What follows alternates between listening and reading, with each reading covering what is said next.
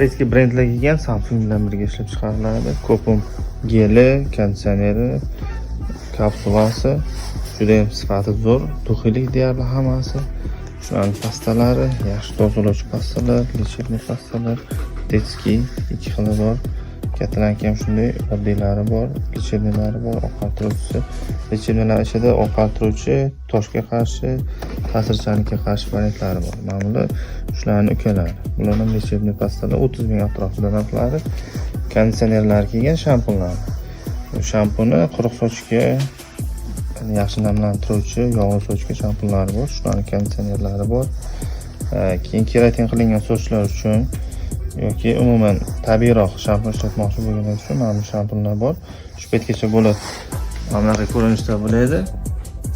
Bular o'zgardi. Agar eskisidan ishlatib yurgan bo'lsangiz, endi yangisiga o'tasiz, eskisi chiqmaydi. Vaqtinchalik mana bunisini olib qo'ying. Bu eskisidan. Keratini bor. Sulfati yo'q. Bo'ladi bor sulfatlar. Duxiylik shampunlari ham kelgan. Buni assortimenti bor 5 xil. Xuddi shuni duxiylik losyoni kelgan. Tana uchun hidi zo'r.